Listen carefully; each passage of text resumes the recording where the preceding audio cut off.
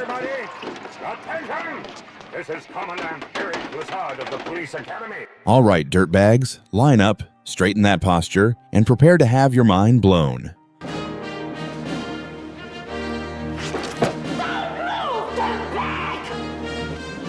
Police Academy wasn't just a screwball comedy full of weird noises and slapstick chaos. It was a cultural explosion. Boy, sure is quiet around here, huh?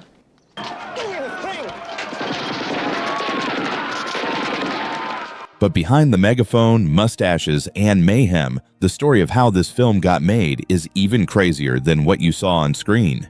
If you don't stop, you are out of here!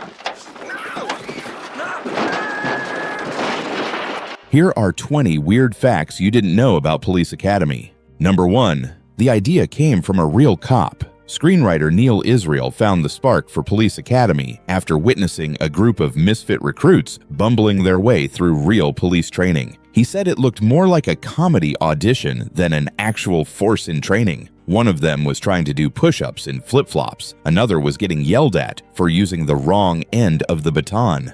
Israel turned to his co-writer and said, "We don't even need to make this up." That moment became the DNA for the movie. Real life was just that ridiculous. Number 2. The original script. Raunchier than a frat party on spring break. The studio originally pitched the movie as Animal House joins the force, and boy, did the writers deliver. Early drafts had full nudity, R-rated gags, and scenes that would have made even the Porky's crew blush. Producers loved the edge but realized halfway through production that they might be alienating half the audience. A late-stage rewrite toned it down just enough to secure a wider release, but hints of that wild original version still sneak through. Number 3. Steve Guttenberg was never the first choice. Good speech. The producers had a short list of rising stars, and at the top, Tom Hanks. Yep, America's everyman was offered the role of Mahoney, but passed on it. Guttenberg got the call next and stepped into the chaos with a grin. Years later, he joked that Tom Hanks got the Oscars and the drama roles, while he got 7 Police Academy sequels and a permanent spot in 80s comedy history. Not a bad trade. Number 4. Michael Winslow, the human sound machine, was a late addition.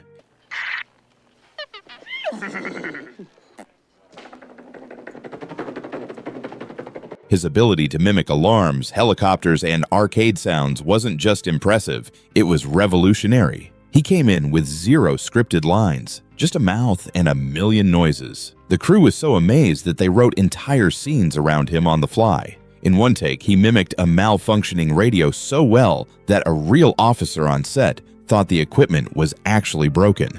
Number 5. The Blue Oyster Bar wasn't entirely made up. It was based on a real underground bar in Toronto, known for its leather and chains aesthetic. While the filmmakers never named the real location, the locals knew exactly what they were referencing, and the recurring gag, total improv. Every scene in that bar was shot with actors told to just dance and stay in character. It became one of the most unforgettable running jokes in the entire franchise. Number 6. Remember the goldfish scene? It wasn't a trick. George Gaines, who played Commandant Lassard, didn't mean to almost swallow a live fish. During one take, the little guy swam straight toward his mouth. He spat it out mid-line, kept the scene going, and the director yelled "cut only" after everyone broke down laughing. Gaines insisted on doing it again, saying, "The fish deserves another close-up." Number 7. Bubba Smith, the NFL legend turned gentle giant. If you don't stop, you are out of here!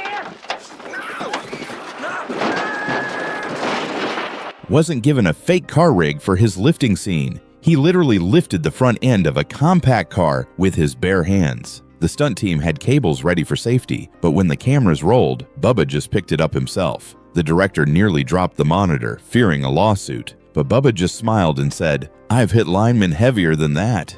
Number 8. Hooks' iconic line, "Don't move, dirtbag," was almost scrapped in editing. Executives thought it would fall flat. They argued her whispery voice wouldn't land with audiences.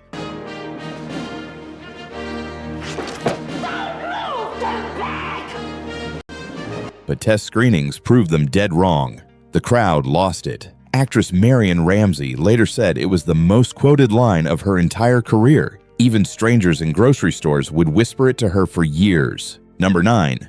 The infamous horse prank was no movie magic. A real horse was brought into the captain's office. The desk destruction was filmed in one take, and the actor's horrified reaction. Totally real. The cleanup crew had to spend hours afterward trying to fix the floor. The smell? That lingered for days. One crew member said, "It smelled like the horse got promoted to sergeant." Number 10. While it was filmed in Toronto, they tried to erase any signs of Canada. But eagle-eyed fans can spot the occasional streetcar, maple leaf flag, or center spelling on signs. Still, the crew did a solid job Americanizing the visuals, except for the snow in one scene. That wasn't in the script. It just started snowing. The director shrugged and said, "Let's make it a Winter Academy."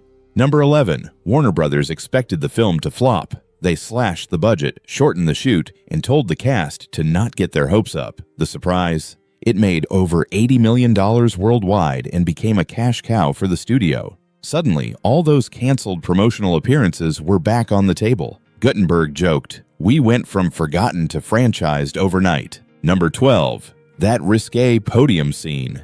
Not only was it unscripted, it was nearly banned. The actor involved didn't even tell the extras what was about to happen. The laughter you hear on screen is 100% real, as is the mayor's stunned face. Afterward, the director had to promise he'd never do something like that again, until the sequel. Number 13. The obstacle course was a construction nightmare. It took a week of non-stop work to build, and within hours, actors were tripping, falling, and wrecking the whole setup. The stunt coordinator reportedly said, "It was the most dangerous thing we built, and we let Bubba Smith flip cars." Number 14. David Graff wasn't just acting as Tackleberry, he was channeling himself. The actor loved firearms and brought his own to the audition to demonstrate proper handling. The casting director asked if he was exaggerating the intensity. He replied, "No, I just love loud noises and justice." Number 15. Many background cadets weren't actors. They were real police academy trainees. The production needed extras, and the local academy volunteered. Some of them took their parts too seriously. One trainee kept writing fake tickets on parked cars near the set. The crew had to track down angry locals to explain. Number 16. Hugh Wilson, the film's director, was terrified of the slapstick style. He came from sitcoms like WKRP in Cincinnati and didn't get the appeal of pratfalls and fart jokes. After test audiences roared with laughter, he changed his mind, but only slightly. He reportedly told his editor, "Let's not make it dumber. Let's make it the smartest dumb movie we can."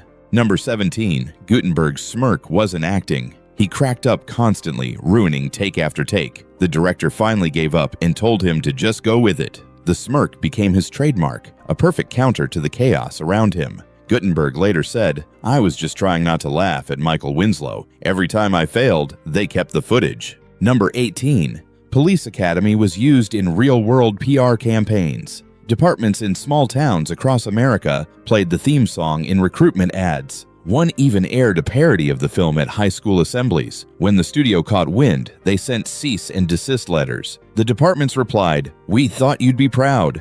Number 19. Leslie Nielsen nearly played Lassard. He turned it down to focus on other projects. Ironically, a few years later, he took on The Naked Gun, where he played a very Lassard-like character. One studio exec later said, "If we cast Nielsen, Police Academy might have become its own cinematic universe." Number 20. There were zero plans for sequels. Warner Brothers had no long-term vision for the franchise, but after it smashed box office expectations, the phone rang within days. "We need another one, fast." The sequel was greenlit before the first VHS copy shipped. Bonus fact, that quirky, funky soundtrack? Pressed to vinyl in limited quantities. Years later, collectors went wild. One sealed copy sold for nearly $1,000 at auction. And yes, it came with a tiny badge and a blue cassette promo. Today, fans still hunt for copies like it's hidden contraband from the Academy vault. So next time someone says Police Academy was just goofy 80s noise,